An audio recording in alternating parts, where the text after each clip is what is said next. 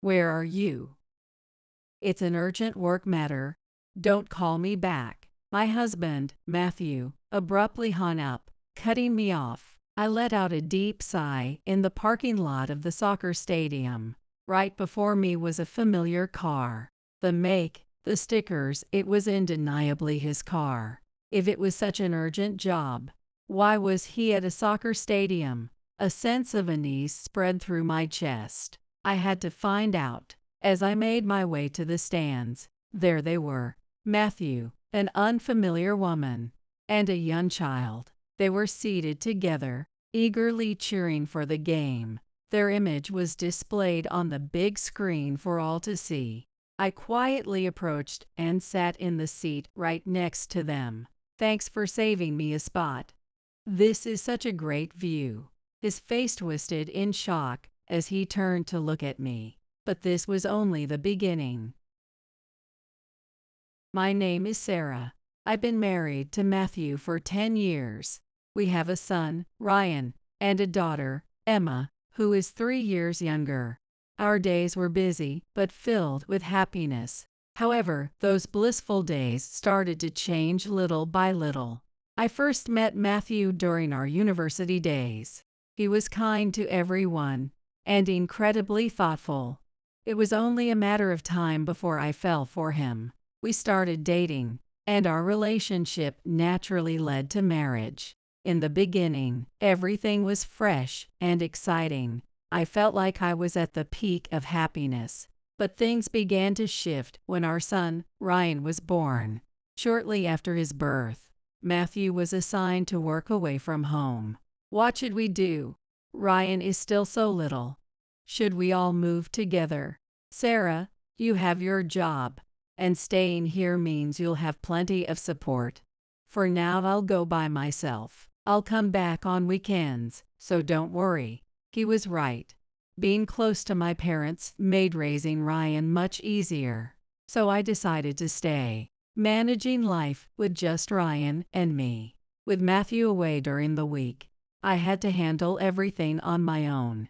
Commuting to work, dropping Ryan off and picking him up from daycare, and juggling housework and parenting in the evenings. At first, I was overwhelmed, but with help from my mom and friends, I managed to get by. Weekends were the highlight of my week when Matthew returned home, and we could spend time as a family. Ryan adored his dad, rushing to the door to greet him the moment he arrived. Ryan, how have you been? Great, really great. Seeing their interactions reminded me that having our family together was the best thing. However, after Emma was born, life became even more demanding. On top of caring for Ryan, there was Emma to look after, along with my job. Balancing all three was far from easy. Sarah, you've been looking tired lately, haven't you? Sometimes, when Matthew came home on the weekends, he would show concern like that. But over time, his concern began to feel superficial. I am tired, but it's not like I can just give up. I have no choice but to handle everything myself, I replied with a hint of sarcasm, and he only gave a wry smile.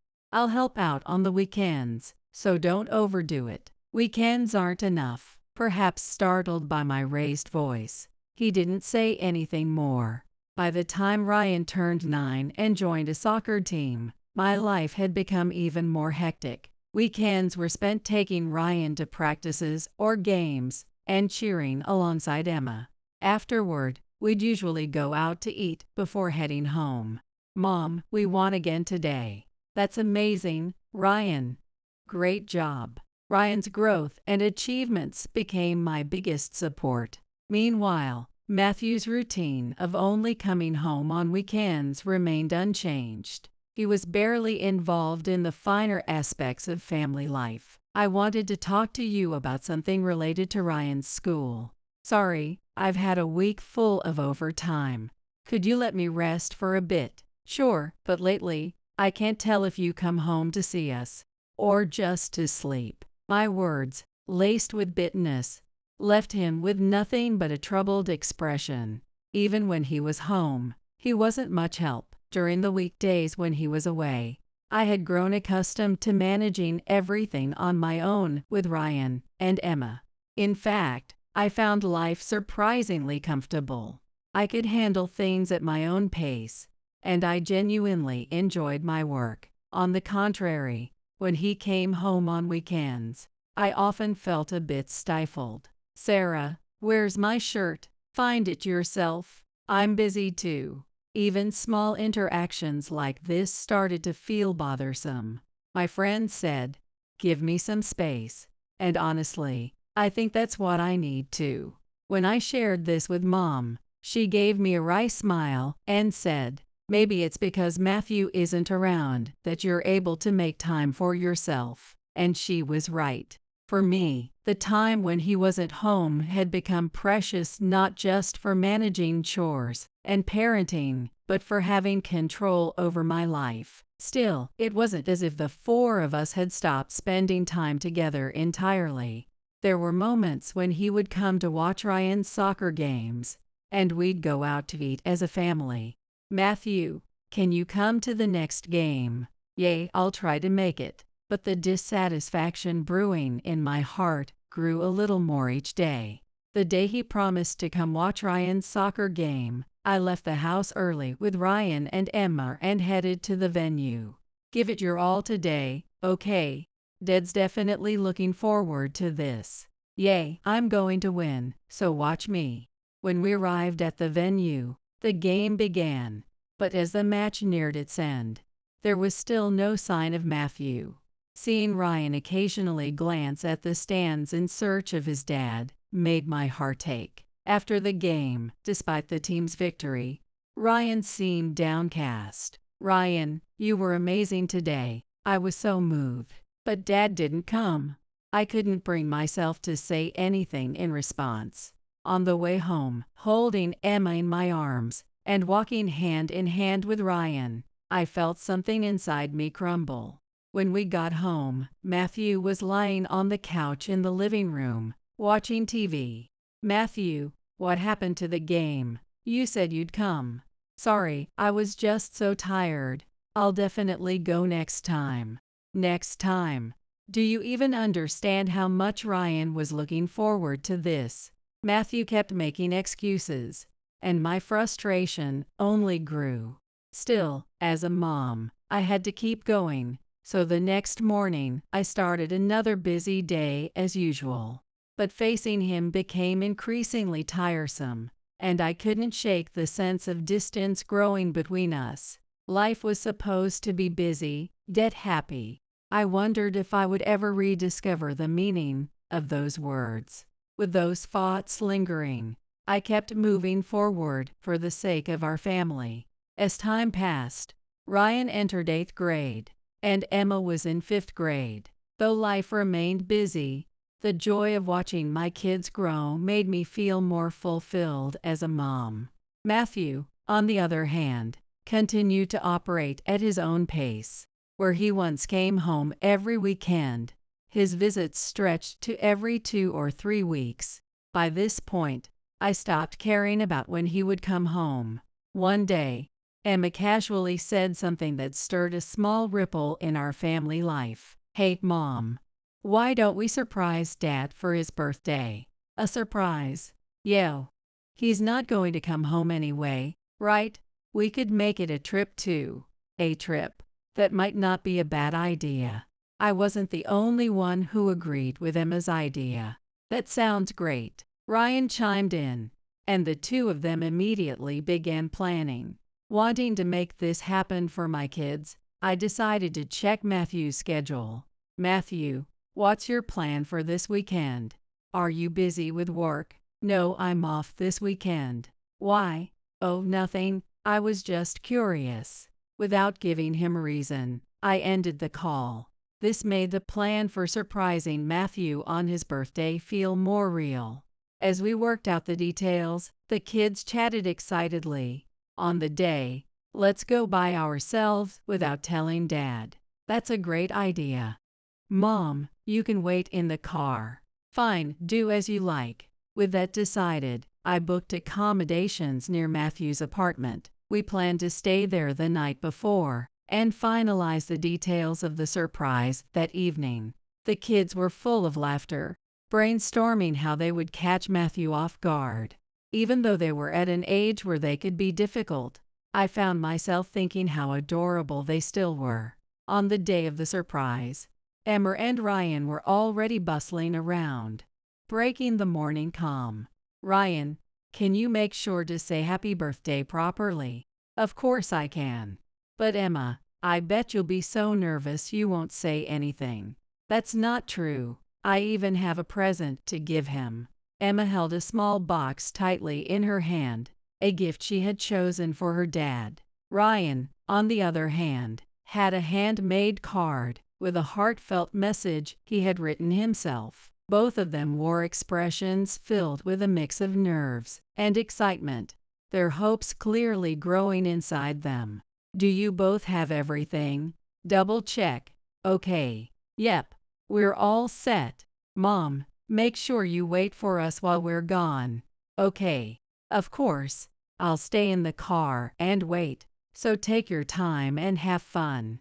Hearing this, they exchanged smiles. As planned, I parked in the lot across from Matthew's apartment and stayed in the car, watching the kids walk toward the building. Their backs were full of anticipation, and I couldn't help but smile as I watched them go.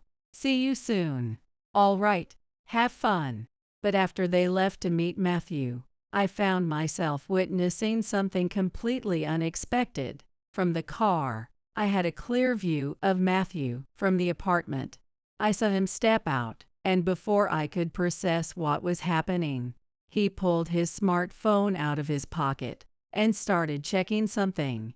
Moments later, a car pulled up. It was a vehicle clearly designed to appeal to women, a bright pastel-colored body with cute stickers on the windows. The passenger door opened, and without any hesitation, Matthew got in. My chest tightened. What is this? Whose car is that?" A wave of unease swept over me. I thought about confronting him right then and there, but the possibility of the kids returning stopped me. I instantly decided that this was not something they should witness, and all I could do was watch as the car carrying Matthew drove away. Afterward, Ryan and Emma returned from the apartment. Their steps were heavy, and their disappointment was painfully clear. "Mom, Dad wasn't there. We came all this way for nothing." "Exactly. We got ready so early this morning for this." "I see." I tried my best to hide my own unease. Emma clutched the gift in her hand tightly, her head lowered. Ryan, too, looked frustrated and let out a small sigh. Seeing them like this made my heart ache. I wanted to say something to comfort them, but I was confused myself, not knowing where Matthew had gone. "Listen, you two, the day's not over yet. It's still a holiday, so let's not be sad. Why don't we go watch a soccer match?" "Soccer?" When I saw a slight spark of interest in Ryan's eyes, I felt a tiny surge of relief. "That's right. You've been wanting to see that team play for a while, haven't you?" "Surprise, I got us tickets." "Really?" "Mom, you're the best, thanks." Ryan's excitement eased some of my tension, though Emma still looked unsettled. "Soccer's nice and all, but do you think Dad will really come back home?" "I'm sure he will. Maybe work's just been keeping him busy." "I guess so." "Yeah, maybe." "Mom, let's go already." Both Emma and Ryan seemed to cheer up a little as they climbed into the car. As I drove, I kept glancing at their reflections in the rearview mirror. Ryan gradually brightened, and Emma began smiling faintly in response to his mood. I resolved to make this day as enjoyable as possible for them, even if only during the match. That was the only thing I could do for them now, I told myself. Yet my mind remained clouded with the earlier scene I had witnessed. Matthew getting into that car, the distinct design of the vehicle. Was it just a work associate, or something else? I was torn between wanting to know and fearing the answer. It felt like the weight of a harsh truth was pressing down on me. As we drove to the stadium, Ryan stared out the window and murmured, "Still, where could Dad have gone? He hasn't been coming home lately. Does he even care about us anymore?" Of course, he does. He's probably just busy. He always says how hard his job is, right? Maybe he's working today too. Emma chimed in, trying to reassure him. Her words, meant to encourage Ryan, only felt more painful to me. After all, I, too, doubted if Matthew's absence was truly due to work. "That's right," I said, forcing a smile. "Dad has his own things to deal with. Let's focus on enjoying the soccer match today, okay?" I tried to force my voice to sound cheerful, but even I could tell it lacked any real conviction. The two of them nodded at my words, but their expressions remained awkward and uncertain. An uneasy silence filled the car. What if my worst fears were true? Every time that thought crossed my mind, a surge of anger welled up from deep within me. We eventually arrived at the venue, and as I searched for a parking spot, one car caught my eye.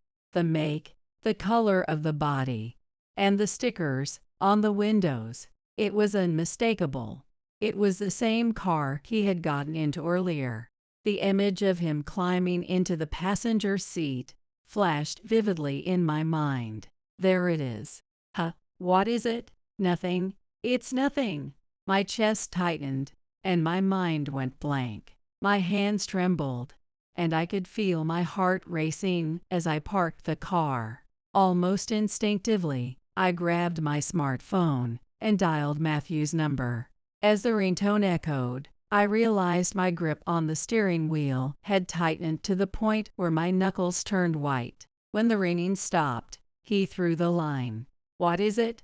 "I'm busy right now." "Where are you?" "Where exactly are you?"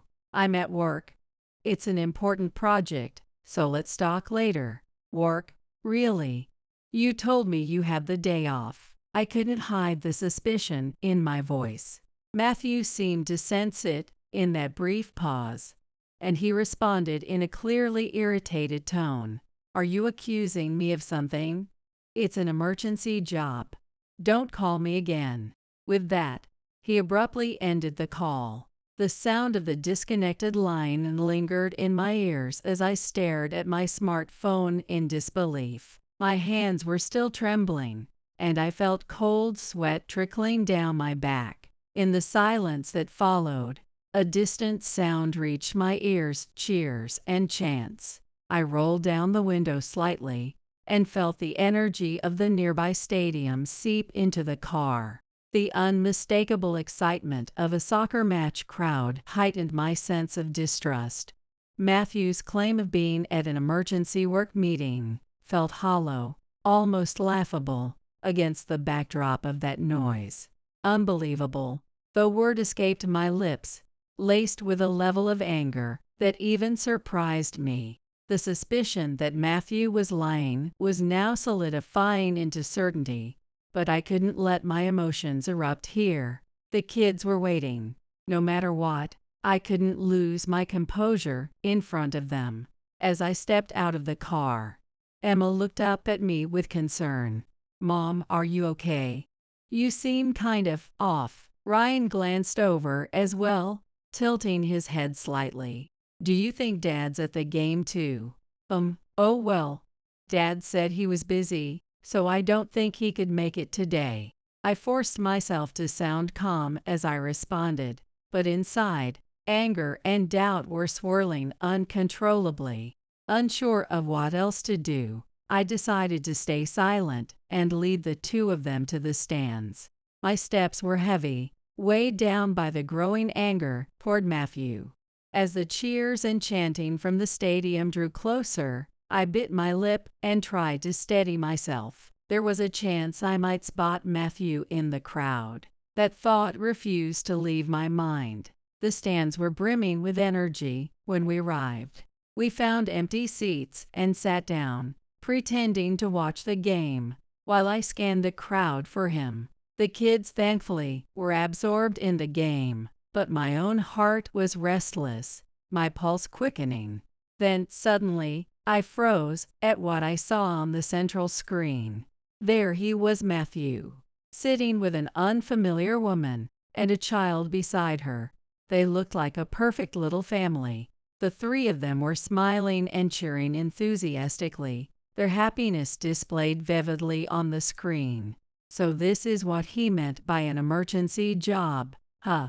I bit my lip, struggling to keep my emotions in check. Next to me, Ryan and Emma had noticed the screen too. They sat frozen in shock. "Mom, isn't that Dad?" Ryan whispered. "Who's that woman? And the kid?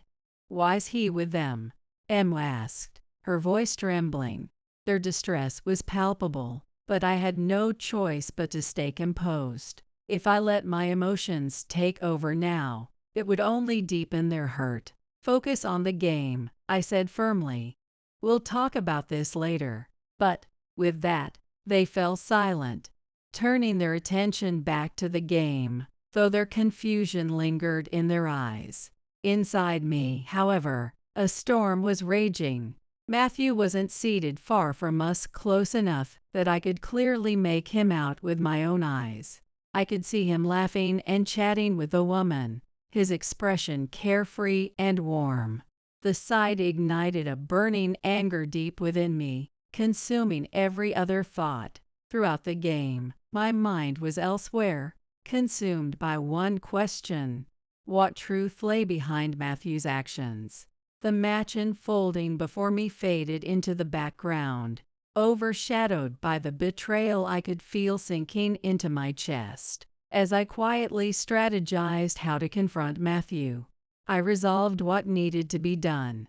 The moment the woman and child left their seats, I made my decision. It was time to tell Ryan and Emma the truth. I couldn't keep hiding Matthew's lies from them any longer, nor did I want to. Turning to them, I began speaking in as calm a voice as I could muster. I didn't want to hurt them, but there was no way to avoid it now. "Emma, Ryan, I need you to listen carefully. You saw Dad on the screen earlier, right? He was with another woman and her child." "Yeah, I saw him." "Who were they? Why was he with them?" Their eyes widened in shock, confusion clouding their faces. After a brief pause, I continued, carefully choosing my words. "Dad, he's doing something he can't tell us about. He's been lying to our family and spending time with that woman." "What do you mean? Something he can't tell us?" "It means that he's seeing someone else, someone he might love." "No way." Emma, still young, struggled to process the revelation. Ryan, however, grasped the meaning almost immediately. "I don't want to believe it either," I admitted, "but that's why I'm going to confront Dad directly. I need to hear it from him. Of course, I'll make sure he doesn't try to escape," Ryan said firmly. "Me too," Emma added. "I want to ask him myself." Feeling their determination, I turned and began walking toward where Matthew was seated. Matthew was watching the game, but his occasional glances around hinted that he was on edge.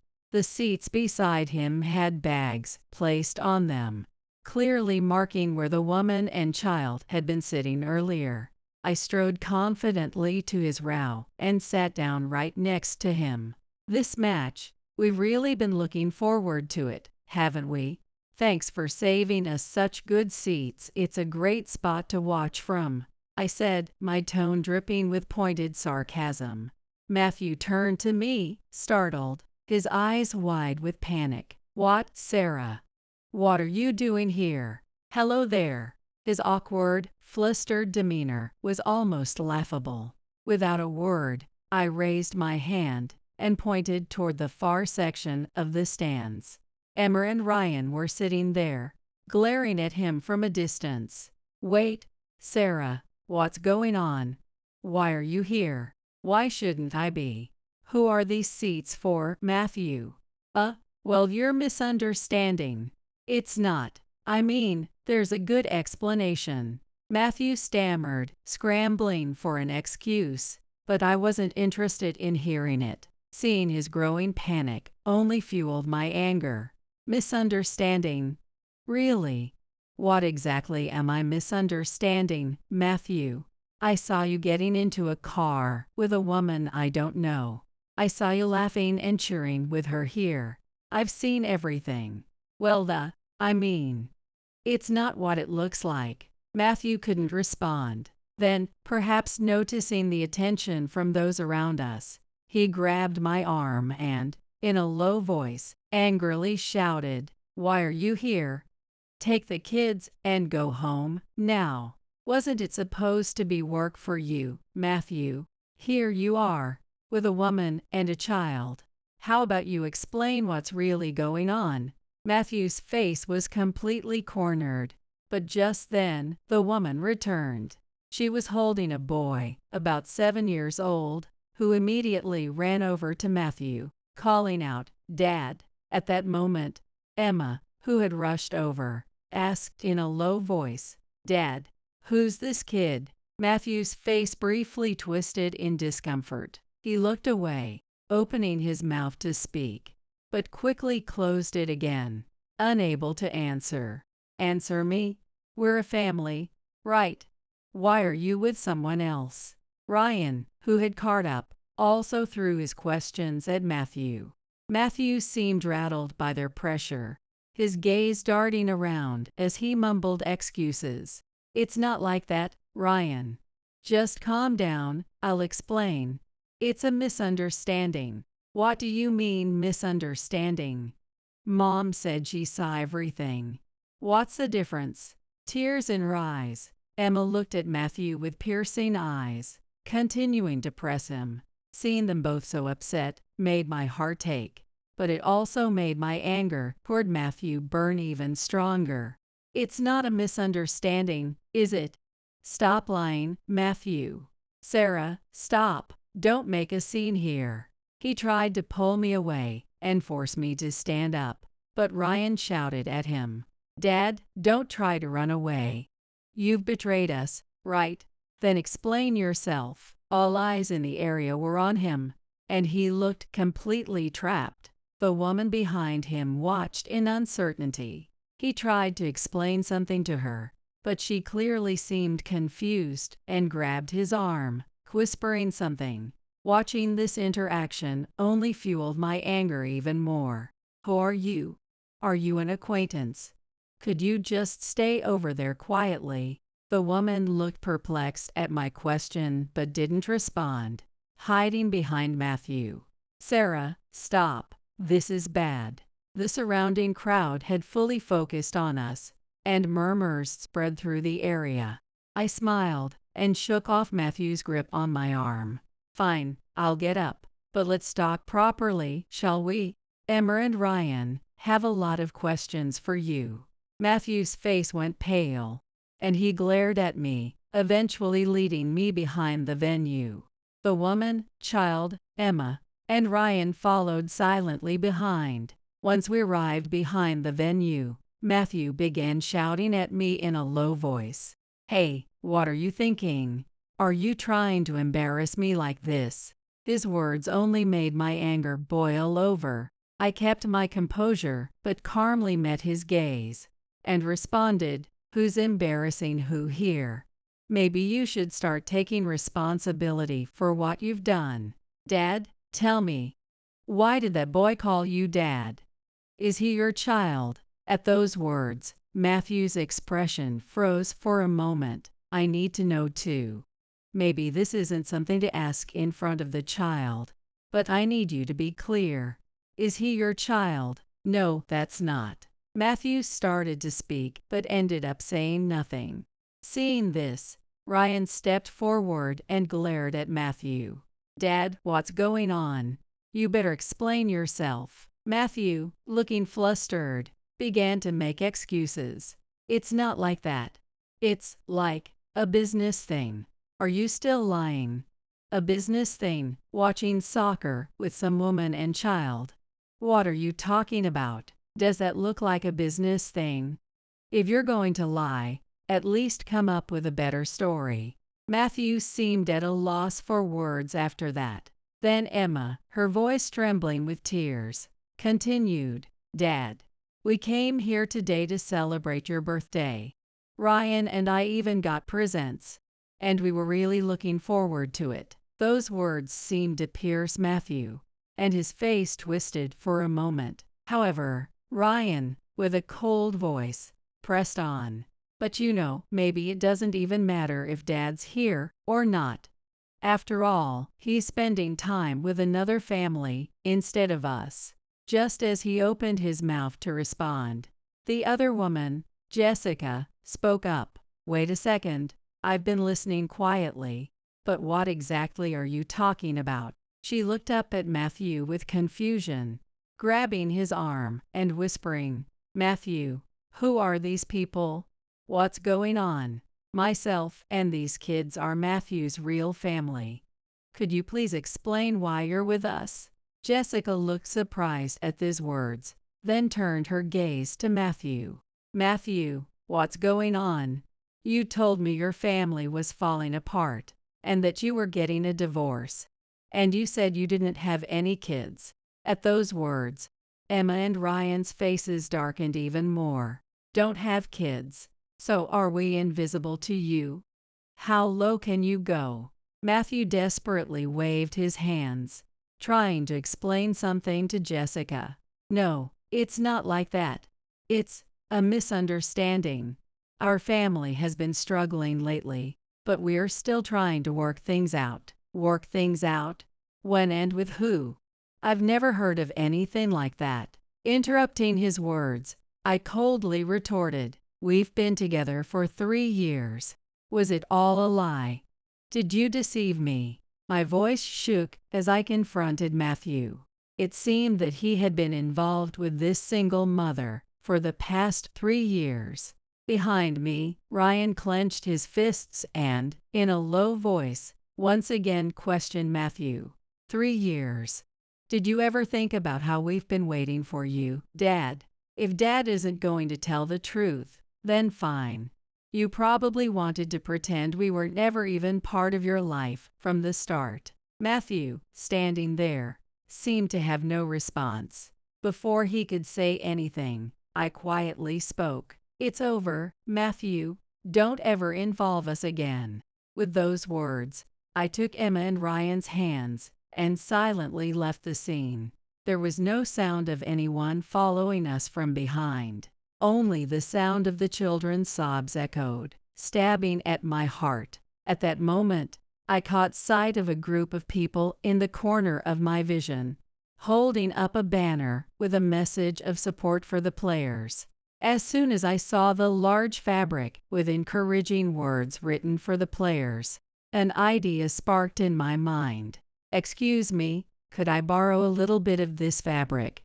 I'd like to write a special message." The people preparing the banner seemed a little surprised, but seeing the urgency on my face, they kindly agreed. They handed me a small portion of the fabric, and I took a pen in hand without hesitation and began writing on it. Then I returned to my seat, but when I saw Matthew, calmly watching the game as if nothing had happened, my anger swelled up again. Had Jessica and the child already left, Matthew was happily enjoying the game by himself. "Ryan, Emma, stay here." "Okay." I walked over to Matthew for my final act of revenge. And then, "All right, let's get back to enjoying the game." I deliberately said it in a bright tone as I sat next to Matthew. "What were you doing? Didn't you leave?" "Oh, just a little something. I wanted to come for the final cheer." "The final cheer?" Matthew looked puzzled, but didn't say anything further. I gripped the banner tightly and waited for the right moment. Yes, it was halftime. Soon enough, as halftime arrived, the time came for the audience in the stands to be shown on the screen. The camera focused on the excited crowd, slowly projecting them onto the screen. I had been waiting for this moment. Finally, I unfurled the banner. In big, bold letters, it read, May the cheating man's love be realized. At that moment, a murmur spread through the crowd. On the screen, Matthew and a banner were clearly visible. All eyes in the audience turned to Matthew, and the voices grew louder and louder. Moreover, this game was being broadcasted on television. Matthew, on the screen, turned pale and froze, unable to move. "What are you doing? Stop it." Matthew hurriedly tried to grab my arm, but I calmly shook it off. "Oh, what's wrong? You should stand tall and proud since you're getting such a warm reception." As those words reached the audience, laughter began to leak out from various corners of the stands. The woman sitting next to me, a stranger, was also awkwardly aware of all the attention. Gradually, applause started rising from the stands. It was not the kind of applause meant for cheering. It felt more like applause for me. Surrounded by that sound, I turned to Matthew and said my final words. "Thanks for the cheer. I'm leaving now." With that, I placed the banner on Matthew's lap and headed back to the children. Emma and Ryan looked surprised by my actions for a moment, but without saying a word, they followed me out of the venue. On the way home, in the car, Emma said, "Mom, we don't need Dad anymore. We don't need someone like him. Mom, from now on, we'll support you." Their words tightened my chest, but at the same time, I felt a surge of courage to take the next step. "Thank you, Emma, Ryan. From now on, the three of us will walk forward together," I answered through tears, gripping the steering wheel. It felt like a new path, different from before, was slowly beginning to come into view. Later, Matthew's affair spread rapidly after being broadcast nationwide, and his reputation plummeted. The banner displayed on the screen became a hot topic on social media and quickly went viral. Matthew, now branded with the shame of being an unfaithful husband, became isolated at work. Unable to bear the situation, he eventually resigned from his company. Jessica, too, couldn't withstand the pressure.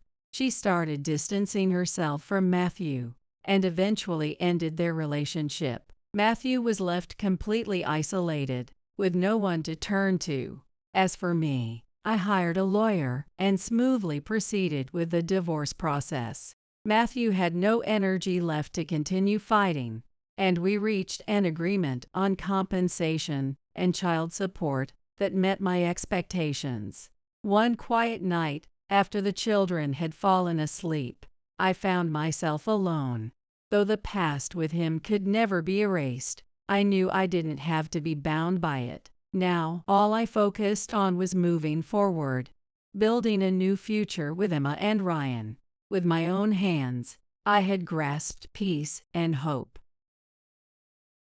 I'm Mary. While I was working in my upstairs room, I suddenly heard a noise from the living room downstairs. Could it be a burglar? Ready to call for help at any moment, I gripped my cell phone and went to check the living room. There, I found my sister-in-law Jennifer. Jennifer? Oh, Mary, you're here. Jennifer turned around at the sound of my voice. You scared me, sneaking in like that. Huh? This is William's family home. So, it's practically my home too. William is the name of my brother. Setting that aside, I kind of understood what Jennifer was trying to say. But still, isn't it rude to enter someone's house without permission? I couldn't help feeling irked. But Jennifer seemed displeased with my reaction. Approaching me, she said, "Instead of that, you're home again today? Well," sigh, "having someone like you as a sister-in-law is really the worst." Excuse me? What do you mean by that? Are you still clueless? I'm saying it's embarrassing to be single and unemployed. Jennifer spoke to me in a mocking tone. I couldn't deny being single, but the unemployment part was a misunderstanding on her part. I do work, even if it's from home. So I quickly retorted, "I am working." But Jennifer didn't believe me. Instead, she mocked me further. Yeah, a home security guard, right? That's not it. Whatever. It's embarrassing and a nuisance, so just leave. I had no choice but to stay silent. I remembered that Jennifer had always been this way since our first meeting. It was years ago when Jennifer first came into our lives. William had brought her home, introducing her as the person he wanted to marry. I didn't intend to meet Jennifer then. Not because I opposed the marriage, but simply because I was a recluse. This began in high school, due to my inability to gauge social distances. Making friends was difficult. This led to me becoming increasingly withdrawn from school and eventually becoming a recluse. But neither my parents nor William blamed me. "It's okay if you don't want to go to school," my dad Robert would say. "Maybe you'll find what you want to do if you take your time." William encouraged me, and my mom Ashley silently supported me. Thanks to them, I could deeply consider my future. "I can't go outside, but maybe there's something I can do from my room." With that, I decided to see what I could do with a computer. In this era, as long as you have an internet connection, anything is possible. There are ways to work other than going to an office. I'll start with what I can do alone. After that, I began to explore various possibilities. But with little knowledge or skill, there wasn't much I could do. I feel like I can't do anything. It was during such a low moment that William came to me with an idea. "Mary, you play games, right?" "Games? A little, I guess." "How about trying to be a game tester?" William brought me a job opportunity as a game tester. The task was to check whether pre-release games worked properly. It didn't require any special skills. All it needed was motivation and perseverance. "I'd like to try that," I answered immediately. And so, I began working as a tester. This job suited me perfectly. I could work diligently on my own. Reporting was as simple as sending emails. Even for someone like me who struggled with social interaction, this was manageable. I immersed myself in the tester job. As I worked, I realized something. If I knew more about programming, maybe I could even suggest fixes.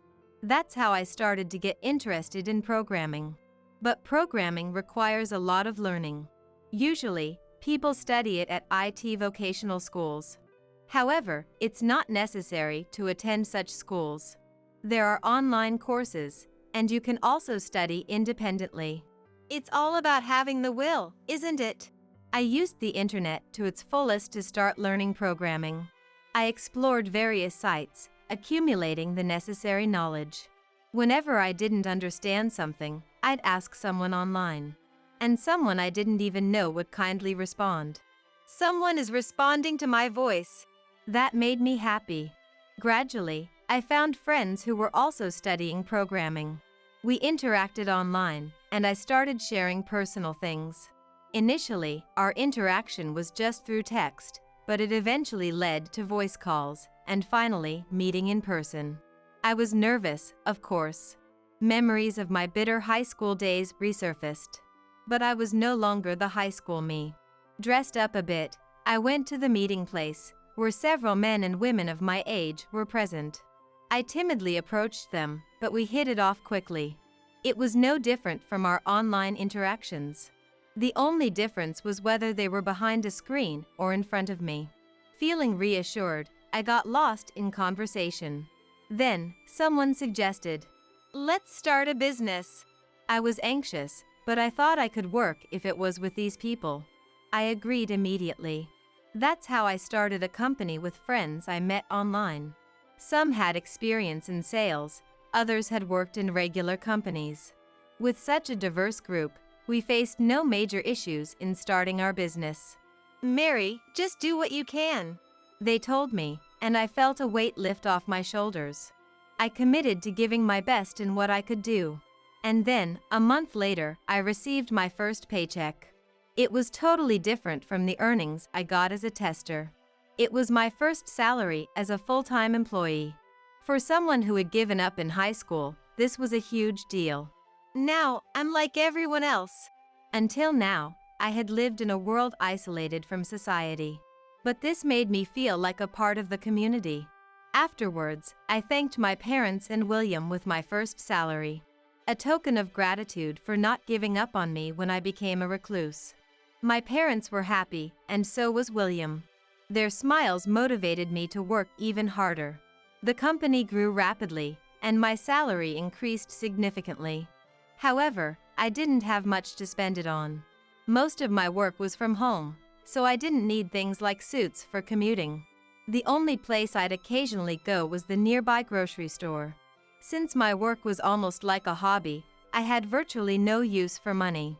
Mom, what should I do? Should I just save it? Well, saving is good, but sometimes it's okay to spend boldly. After much thought, I decided to buy something significant. A house. My workplace is my room. It needs to be a place where I can relax and concentrate on work. In an apartment, you have to be mindful of neighbors. So, a detached house seemed like a better option. I'll buy a house with land. It was quite a bold idea, even for me. But at that time, I didn't think too deeply about it. So, I bought a detached house with land. Robert and William were surprised, but they're not the kind of people to oppose what I do. They accepted it graciously. Only Mom seemed worried. I shouldn't have said anything. Mom regretted her words. It's okay.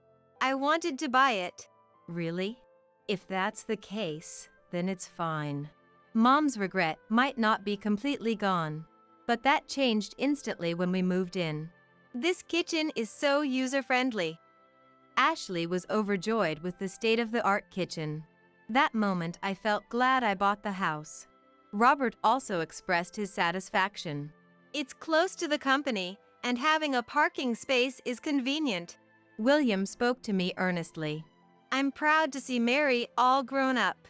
It's because you introduced me to the tester job. But without your efforts, this wouldn't have happened. You're amazing, Mary. Thank you. I owe so much to William. That's why when I heard about William's fiancée coming, I decided not to meet her. I thought it'd be better to pretend I didn't exist, so William wouldn't be judged because of me. But William thought differently. Mary is my proud sister. I want you to greet the woman who's going to be your sister-in-law. Okay, I stand. With William's words, I couldn't refuse. So, I decided to meet Jennifer. Nice to meet you. I'm Jennifer. My first impression of Jennifer was that she liked brands. Apparently, she worked at a bank, and her clothes and accessories were all branded. Even her perfume was from a top brand. However, she spoke elegantly and seemed considerate. My parents quickly took a liking to her. Thus, the family meeting went smoothly. Well, I have work to do, I said, trying to leave early. I thought it would be fine for the rest to enjoy a meal together, my parents, William, and Jennifer. That's what I thought. My parents and William didn't try to stop me, but Jennifer was different. As I was about to leave, Jennifer stopped me. Hey, why don't we exchange contact information? We're going to be sisters-in-law, after all. But... Come on, let's get going, Jennifer said cheerfully. For some reason, her smile sent chills down my spine. I had a bad feeling about her. But I couldn't refuse in that atmosphere. Okay, I'll go get my cell phone. I just wanted to get it over with quickly. I could always brush her off if she contacted me. Thinking this, I went to get my cell phone. Jennifer then smirked unpleasantly. Since we're here, let's go together. Show me your room, will you?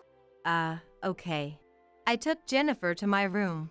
Looking into my room, Jennifer said. So, this is your room. You're a recluse here, aren't you? A recluse? Yes. Just staying in your room, unemployed. Isn't that right? I instinctively braced myself against such a spiteful person. Then, laughing, Jennifer said, What? You're on guard against me. Did you hate being called unemployed that much? Of course.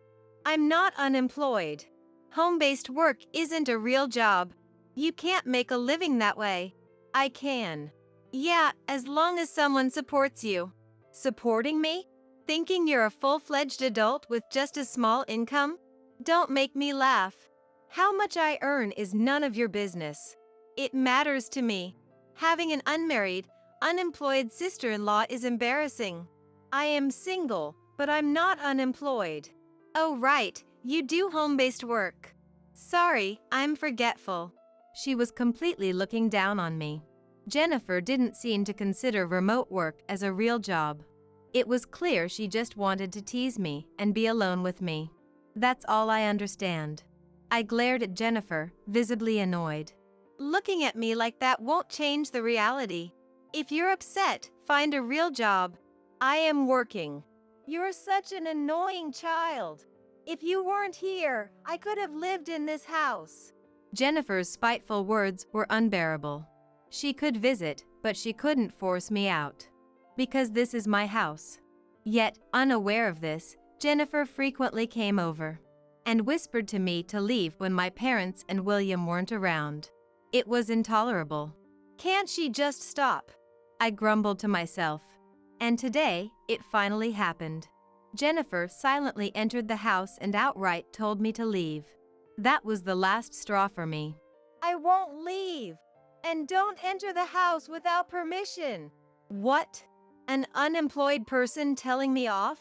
I'm not calling you a nuisance. I'm saying what you're doing is unreasonable. Shut up. Be quiet for once. Jennifer headed upstairs. I hurried after her and found her in my room. What are you doing? This is my room.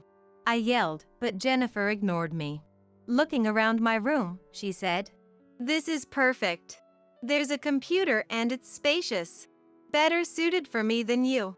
This is perfect. There's a computer and it's spacious. Better suited for me than you. Get out of my room. Shut up, unemployed. You don't deserve it, so I'll take it." What? No way. Get out. Somehow, I managed to push Jennifer out of my room. Then, I forcibly dragged her out of the house. I was surprised by my own strength. Thinking it was like playing with fire, I quickly called William. Despite being at work, William answered. "What's up, Mary? Did something happen?" "William, actually." I explained how Jennifer had entered the house on her own, and also told him about how she had been demeaning me all this time. William was furious. "What? To my dear sister? I can't forgive this. Okay, I'll talk to her. Thanks, William." After thanking him, I hung up. But I can't always rely on William. Pondering, I decided to call my colleague, James. James was a bit older than me. A college graduate, he used to work at a general company. He joined our startup wanting to do IT work. With his extensive experience, I made it a point to consult James when in trouble. "James, it's not about work. I have a personal issue." "What's wrong?" "Well," I discussed Jennifer's actions with James. Angry as if it were his own issue, James said, "That's wrong of Jennifer. You're not at fault, Mary." "Right, yeah." "So, have you figured out any countermeasures?" "That's just it. I haven't at all." "Then, I'll tell you a good strategy. It's this." James shared a certain plan with me. Indeed, an interesting strategy. If successful, it would surely teach Jennifer a lesson. But there was one problem. "Won't this trouble you, James?" "Don't worry about me. Just go ahead and try it." "Thank you." I decided to execute James's plan. Immediately, I contacted a certain place. Months passed while I implemented the countermeasures. Jennifer's attacks on me ceased, probably due to William's scolding. I hope it stays this way. I was slightly relieved. However, the world isn't always so kind. A few days later, Jennifer called me. "Can I come over tomorrow? It's okay if I call before coming, right?" Her tone was deliberately unpleasant. Still, if Jennifer came, there was a high chance of executing James's plan. Reluctantly, I pretended to agree. The next day, Jennifer arrived at the house and immediately asked, "Are your parents here?" "They're not. They're on a trip." Oh, that's perfect. While saying so, Jennifer brought a large bag into the house. What is that? My clothes and various things. Are you planning to stay here? Not just staying. I'm moving in. So, you should leave. You're an eyesore. It finally happened. With that in mind, I quietly nodded. Understood. You're complaining. Wait, you understand? Yes. I'll leave. You suddenly became obedient. I've thought about it. You are William's wife. I owe a lot to William. I said this with a solemn demeanor. Jennifer then started to smile unpleasantly. Finally, you understand. Now, get out. Useless unemployed. Okay. I immediately went upstairs. Actually, as per James's instructions, my belongings were already packed, and I had a place to move to. In other words, everything was going according to James's plan. I called the moving company and went to the living room, where Jennifer was relaxing on the sofa. You're fast. Well, a reclusive unemployed wouldn't have much to move, I guess. Although I wanted to retort, I didn't. I'm leaving now. The movers will come later for my things. Yeah. And please don't regret this. Regret? As if. I'll feel refreshed without a recluse around. Leaving Jennifer's mocking laughter behind, I left the house. Then I contacted my parents. Dad, are you enjoying the trip? Yeah, I'm really happy with this present. I'm glad. Actually, I told them about Jennifer's visit to the house. I explained the reason for the sudden trip and James's strategy, and I asked them to act accordingly. My parents agreed readily, largely due to the description of Jennifer's unreasonable behavior. This will work out well. She'll regret it. Muttering to myself, I headed to my new home. A few days after moving, the end of the month was approaching, and I was excited. Any time now. Jennifer should contact me. I waited for the call. Then it came. The phone rang, and as soon as I answered, Jennifer yelled, "What's the meaning of this? What's wrong, Jennifer? Why do I have to leave?" You don't have to leave. Just pay the rent. Rent? This house is our family home, isn't it? It was, but I've sold it. You sold it. Why do you get to decide that? Because it was my house. Your house? Yes, that house was. I explained about starting an IT company with my colleagues and working there. William must have told her too. But since Jennifer looked down on me, I assumed she hadn't listened. So, I explained it all from the beginning. Shocked, Jennifer asked, "So, you really sold this house?" "Yes. Are you familiar with leaseback?" "What's that?" Leaseback is a system where you sell your home to a company and then rent it to continue living there. It has benefits like paying off loans with the sale proceeds. I used that leaseback. I sold the house and land I bought, then stopped paying rent after the contract ended when Jennifer arrived. That meant Jennifer couldn't continue living there unless she signed a new contract herself. But Jennifer, who relied on William, wouldn't be able to pay the rent herself. And I doubted she would want to live there with William after driving me out. In short, Jennifer would have nowhere to live. Remember this after playing your games. I couldn't help but laugh at her empty threat. It was entirely her fault. If she hadn't looked down on me, she could have had a happy married life. Such a pointless person. She'll probably end up divorced from William, and I won't have to see her again. That's what I thought. But it was that evening, when James called me. "Mary, something terrible happened. Can you contact your brother right away?" "He should be finishing work soon, so I can." "Then tell him and also." James spoke rapidly about various things. Essentially, he wanted me and William to come to his house. Curious, I contacted William and then headed to James's place first. When I arrived, there was a commotion outside James's apartment. Many police officers were there, and neighbors had gathered to see what was happening. James, what happened?" I approached James, who was in the middle of the commotion. Actually, some weird woman tried to take my laptop. Here's what James told me. While he was taking a shower during a break at work, he heard a strange noise and peeked into his room. There, a woman was rummaging through his belongings, apparently trying to take his laptop. Of course, James immediately confronted her. As soon as he shouted, the woman got startled and ran away. But she tried to escape through a window, fell, and lost consciousness. That woman was Jennifer, and she was arrested by the police for breaking and entering. However, Jennifer insisted, "This is my sister's room," and wouldn't back down, causing the commotion. "This isn't your room, right?" the police asked. Of course, it wasn't my room. But I wondered why Jennifer thought it was my room. When I asked her, Jennifer said to me, "It's your room. I sent your belongings here." "My belongings?" "Yes. I heard it from the movers." When Jennifer was at the house, I had called the movers and left her there.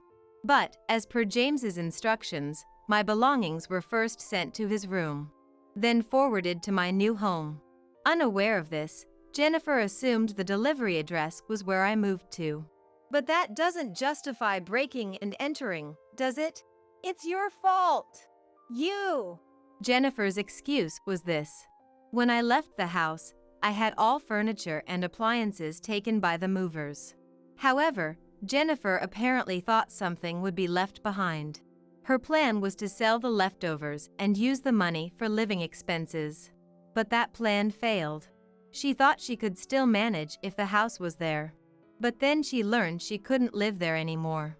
In retaliation, she planned to sell my laptop for cash. She intended to enter my house, but ended up in James's room instead. That was the real story. "It's your fault. Remember this." As the police took her away, Jennifer continued to shout such things. In the end, Jennifer and William got divorced. William demanded compensation from Jennifer. However, there was no way Jennifer could pay it, because she had debts. She wanted to take over our house to sell its contents for money to pay off her debts. Anyway, Jennifer is now in prison, unable to do anything. And her parents ended up paying the compensation on her behalf. Because of Jennifer's incident, I've come to rely on James more than ever. I might not have been able to do anything without him. That's when I realized something. I'm in love with James. Now that I've realized this, I've started to make strong advances towards James.